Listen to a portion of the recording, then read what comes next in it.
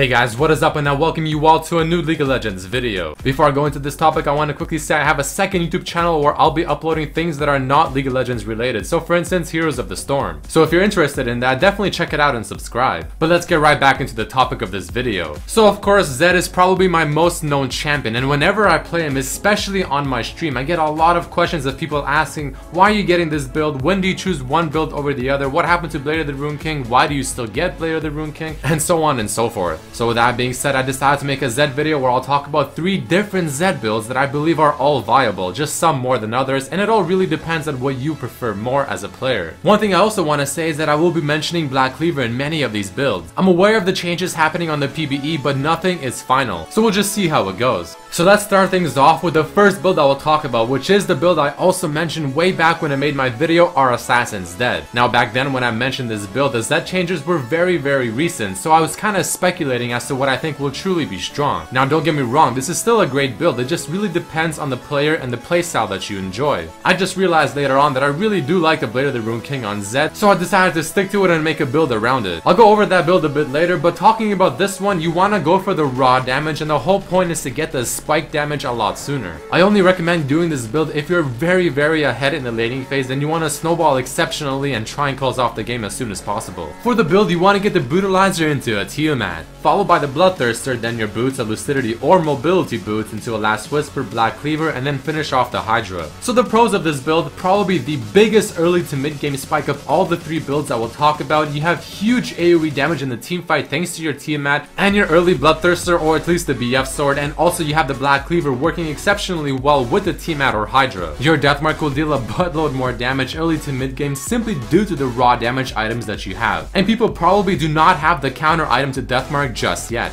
I typically choose to do this build whenever I'm probably not split pushing too often in the game, because we have a lot of AoE control in teamfights like an Amumu ult, and I want to just do a lot of raw AoE damage fast. However, the cons is the fact that it definitely scales the worst into late game since you have no real attack speed to work with. It's definitely the worst split pushing build. It's harder to stick onto your target with no Blade of the Rune King or Youmuu's, and QSS counters you even more since you're much more reliant on it, since this build is burst damage and it's not so much consistent damage. But let's go to the second build of this video, which is also my second most favorite build as well. I titled this one the Old School Zed because this is simply the build you'll see most Zeds do, especially in LCS and high level play. But before we go into the pros and cons of this build, let's talk about the build path itself. So you typically do want to get the Cutlass first, get the Brutalizer going, and then either finish your Blade of the Rune King or get your choice of boots like Lucidity, Mobility, Merc Boots. Then make sure your Youmuu's and Blade of the Rune King are finished if they are not. Then work towards Last Whisper and top it off with a beautiful Infinity Edge. Infinity Edge and Youmuu's work so well together because you get so much crit chance from the two.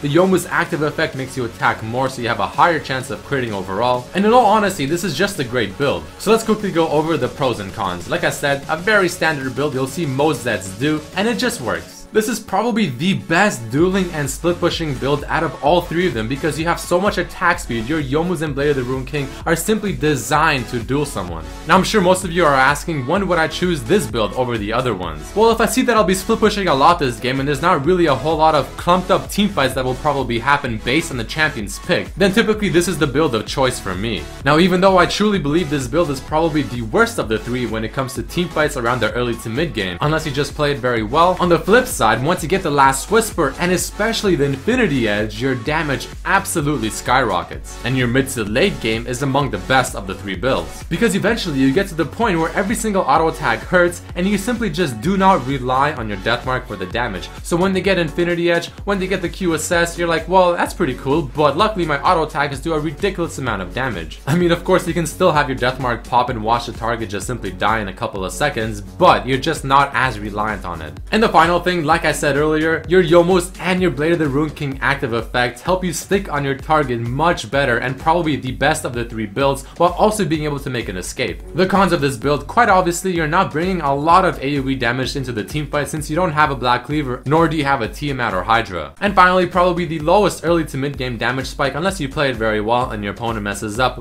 but like I said, you scale exceptionally well into late game, probably the best of the 3. And finally, the third build that we'll talk about, which is my personal favorite and the one you see me using in this video right now. I call this one the hybrid build because all it really is just taking the first two builds I just talked about, taking the best parts of each of them and throwing it into one big build. So with this build, the build path itself can differ. Your first option is just like the second build. You want to get the Cutlass, you want to get the Brutalizer, and you want to finish the Blade of the Rune King. Get your boots, get your Tiamat, get the Last Whisper going, finish off the Black Cleaver, and then finish off the Hydra. But here's the second option which I kinda like. You want to get the Cutlass,